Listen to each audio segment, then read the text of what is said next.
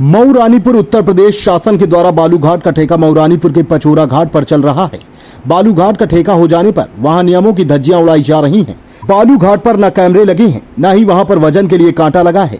LNT machine से नदी का सीना चीरकर निकाली जा रही है बालू। इसमें बड़ा फर्जीवाड़ा देखने को मिल रहा है। सूत्रों की माने तो साधारण कागज पर रसीद बनाकर बेची जा रही है बालू। जो रसीद बनाई जा रही है उन पर दिनांक लिखी जा रही है, लेकिन दिन व समय नहीं डाला जाता है। इतना ही नहीं, बालू घाट का ठेका 20,000 रुपए घन मीटर का हुआ, लेकिन 50,000 घन मीटर में बालू खनन किया जा रहा है। बालू खनन करने वालों के पास MM11 की पर्ची भी नहीं मिलेगी। ठेका जिनके नाम हुआ वह मौजूद नहीं रहते, लेकिन कुछ सरकार के छुटभैया बालू के घाट पर लगभग 100 ट्रैक्टर भरवा कर चला रहे। पचोरा के बगल में लगा है सिंधरा घाट, उसी रसीद की दम पर वहां से भी उठाई जा रही है बालू, जो कि रानीपुर मौजा में आती है।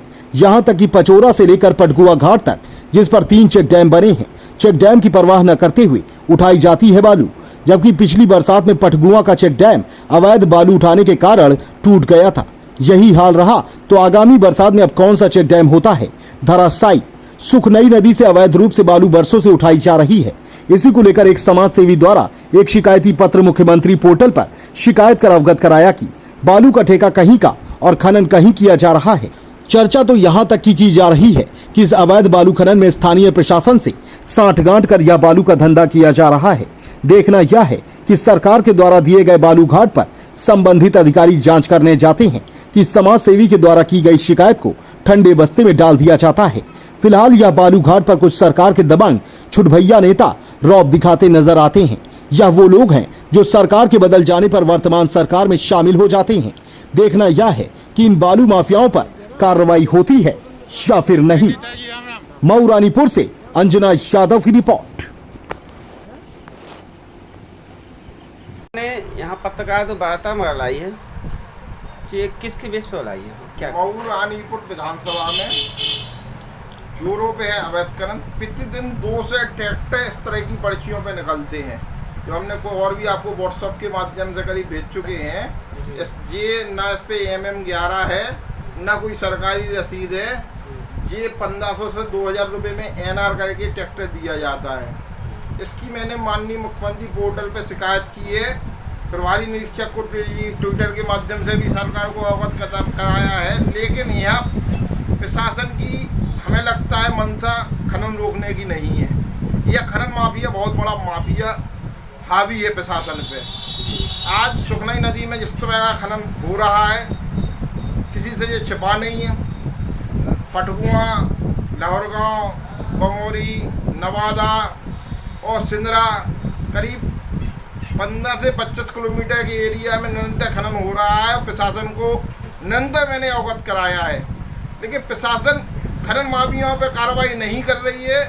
इसलिए शासन के पक्ष का होते हुए आज हमें मजबूर हो गए मीडिया के सामने आना पड़ा कि हम चाहते हैं कि सुखनई के भविष्य सुरक्षित रहे और माफियाओं पर कठोर कार्रवाई हो। अच्छा, ये जब ये ठेका हुए थे तो इसमें शर्तें रखी जाती हैं कि आपको इस तरीके से खनन वो बालू निकालनी है, तो वहाँ क्या व्यवस्था देखी आपने? NGT के नियमों का उल्लंघन हो रहा है। LNT मशीन कहीं वैध नहीं है और नदी में आप लोग जाके देख सकते हैं, बीच नदी की धार में LNT मशीन खड़ी हुई है और खनन कर रही है।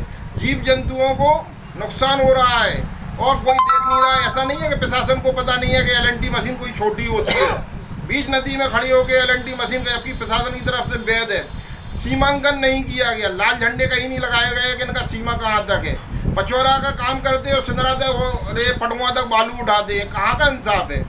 कैमरा नहीं लगाए गए हैं, इसके बाद कांटा नहीं लगाया गया। टोटल सरकार की मंशा के अनुरूप काम ना हो गए हुए ऐसा लग रहा है कि जैसे खनन माफियाओं के अनुसार काम हो रहा है। आपकी पार्टी में भाजपा सरकार में विधायक ने भी एक मुद्दा उठाया था कि खनन का इसमें लिप्त कुछ सरकारी प्रशासन अधिकारी भी इसमें है, तो वो कहाँ तक बात सही है? ये माननीय विधायक, सदर विधायक, उनकी बहुत इज्जत करता हूँ, और जब वो खुद स्वयं कह सकते हैं इतने सीनियर विधायक के खनन इतने बड़े स्तर पे हो रहा है, तो आप खुद सुधा समझ लीजिए कि खनन माफियाओं का कितना बड़ा नेटवर्क है कि माननीय विधायक जी को खुद कहना पड़ा।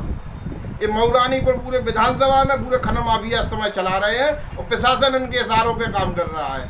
तो फिर कैसे संग्राम में आएगा ये, कैसे बंद होगा? मुख्यमंत्री जी को पोर्टल पे दे चुका हूँ। इसके बाद व्यक्तिगत स्तर पे भी उच्च अधिकारियों से निरंतर ज्ञापन के माध्यम से, प्रार्थना पत्र के माध्यम से दूंगा। जब तक ये खनन माफियाओं पर कार्रवाई नहीं होगी, निरंतर मैं संघर्ष करूंगा इनके खिलाफ। नेताजी, ये जो ये खनन हो रहा है, ठीक है, ये सरकार के और सब लोगों के संज्ञान बच्चा जानता है कि बुंदेलखंड खनन का जो है एक हब बना हुआ है, और इस पे किसी जनप्रतिनिधि ने अभी तक सवाल आप हैं और मिस्टर सदर विधायक झांसी, ठीक है, रवि शर्मा जी, इन लोगों ने सत्य को बोलने का साहस किया है।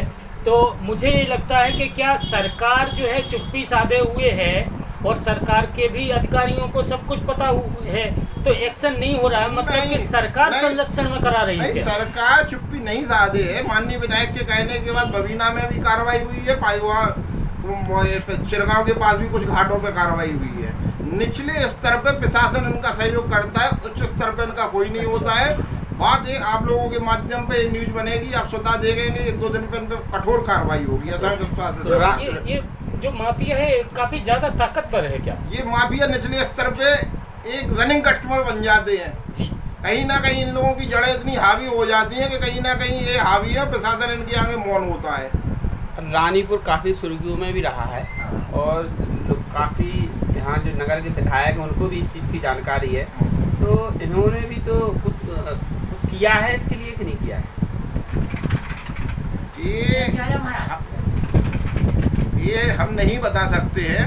हमारे संज्ञान में एक समाजसेवी के नाते जो आता है, जब जो ज्वलनशील विषय आया है, बगैर जीवन भय के मैंने उजागर किया है, और निरंतर मैंने अपराधियों माफियाओं के खिलाफ संघर्ष किया है और करूँगा।